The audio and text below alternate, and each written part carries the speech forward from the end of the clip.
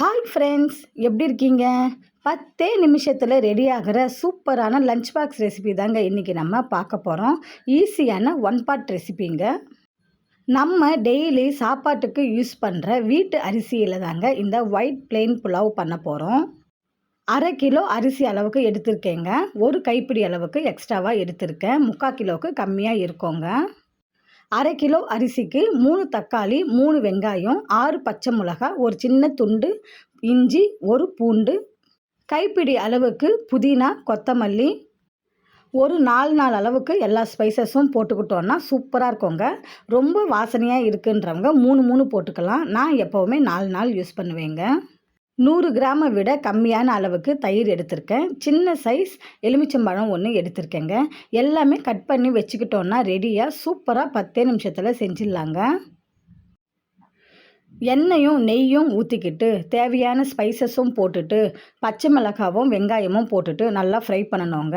நம்ம பிரியாணிக்கு ஃப்ரை பண்ணுற மாதிரி ரொம்ப ப்ரௌனாலாம் ஃப்ரை பண்ணக்கூடாது. கொஞ்சம் அந்த கண்ணாடி பதம் வர வரைக்கும் ஃப்ரை பண்ணால் போதுங்க. அதுக்கப்புறம் இஞ்சி பூண்டு பேஸ்ட்டு போட்டுட்டு தயிர், புதினா, எலுமிச்சை சாறு போட்டுடலாங்க.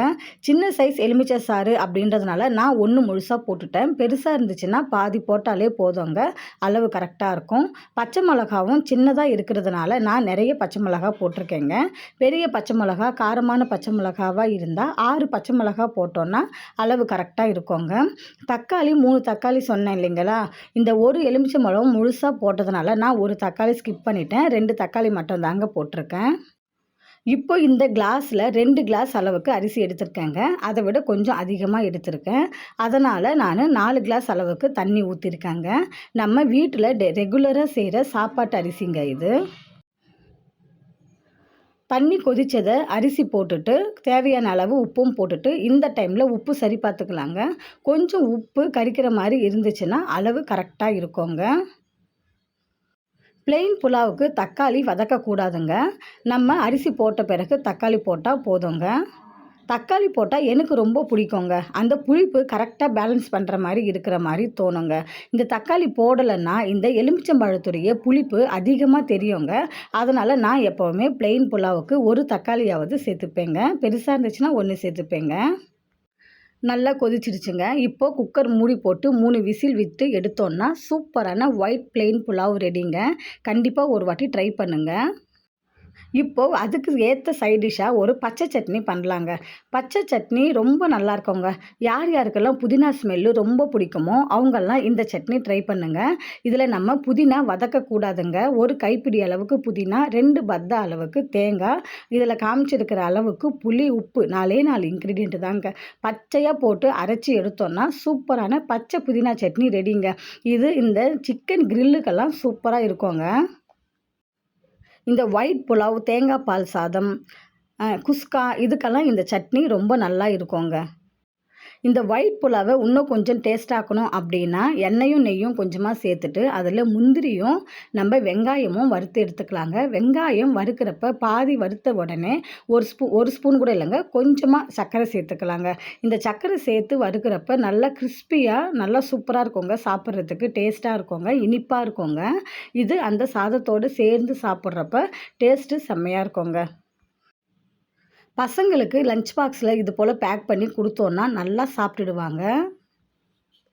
வீட்டு அரிசி அப்படின்றதுனால 2.5 கிளாஸ் அரிசிக்கு 4 கிளாஸ் தண்ணி ஊற்றிருக்கேங்க. 3 விசில் வச்சுருக்கேன். இது நம்ம பாஸ்மதி அரிசியில் செய்கிறப்ப வேறு மெத்தடில் செய்யணுங்க. சீரக சம்பா அரிசியில் செய்கிறப்ப வேறு மெத்தடில் செய்யணுங்க. அது எப்படின்னு இன்னொரு வீடியோவில் பார்க்கலாங்க. ஏலக்காய், கிராம்பு மட்டும்தாங்க 4 அளவுக்கு எடுத்திருக்கேன். 1 இஞ்சி பூண்டு பேஸ்ட்டோடு அரைச்சிட்டேன். மற்றதை சேர்த்துருப்பேன். நம்ம ஸ்டாரு, பட்டை இதெல்லாம் நம்ம கம்மியாக தாங்க சேர்க்கணும். 1 ஸ்டார் பூ சேர்த்தா போதுங்க. பட்டை ஒரு சின்ன சைஸ் 2 பட்டை சேர்ந்தா போதுங்க. மராட்டி மொக்கு 1 சேர்த்தா போதுங்க. இந்த கல்பாசி இதெல்லாம் 1 அது போல் சேர்த்தாலே போதுங்க. ரொம்ப சேர்க்கணும்னு அவசியம் இல்லை. ஏன்னா நான் 4ன்ற அளவு சொன்னதுனால எல்லாமே 4 போட்டால் ரொம்ப ஸ்பைசஸாக இருக்குங்க. நான் கிராம்பும் ஏலக்காய் மட்டுமும் இந்த அளவில் சேர்த்துப்பேன். மற்றதெல்லாம் கம்மியாக தாங்க சேர்ப்பேன். பிரியாணி இலை சின்னதாக இருக்கிறதுனால 4 சேர்த்துக்கிட்டேங்க. இந்த ஸ்பைசஸ்லாம் சேர்ந்து இந்த சாப்பாட்டோட வெந்து வரும் பொழுது நமக்கு டைஜஷனுக்கு ரொம்ப நல்லதுங்க. பாருங்கள், சாப்பாடு சூப்பராக ரெடி ஆயிடுச்சுங்க. நம்ம வீட்டு அரிசியில் செஞ்சுருக்கோம். எவ்வளோ நல்லா வந்திருக்கு பாருங்கள். நல்லா உதிரி உதிரியாக ஒன்றோட ஒன்று சாப்பாடு ஒட்டாமல் அந்த அரிசியினோட அளவும் கரெக்டாக வந்திருக்குங்க. சாப்பாடு நல்லா சாஃப்டாகவும் இருக்குங்க. நம்ம தயிர் ஊற்றுறதுனால சாப்பாடு நல்லா சாஃப்டாக இருக்குங்க. இதில் எதனா மிஸ்டேக்ஸ் இருந்துச்சுன்னா கமெண்ட் பண்ணுங்கள், மாற்றிக்கிறேன். வர வர நிறைய பேர் கமெண்ட் பண்ண ஆரம்பிச்சிருக்கீங்க. ரொம்ப சந்தோஷமாக இருக்குது. நீங்கள் பண்ணுற ஒவ்வொரு லைக்கும் ஒவ்வொரு கமெண்ட்டும் எனக்கு ரொம்ப வேல்யூபிளாக இருக்குங்க. இந்த ஒயிட் பிளெயின் புலாவ் யார் யாருக்கெல்லாம் ரொம்ப பிடிக்கும்னு கமெண்ட் பண்ணுங்கள். நெக்ஸ்ட்டு வேறு என்ன டிஷ்ஷு பண்ணலாம், 1 பாட் ரைஸ் வேறு என்ன பண்ணலாம் அப்படின்னு கமெண்ட் பண்ணுங்கள். தொடர்ந்து ஆதரவு கொடுங்க. உங்களுடன் ரேகாஸ் ரசனைகள். வாழ்க மகிழ்ச்சியாக. பாய்.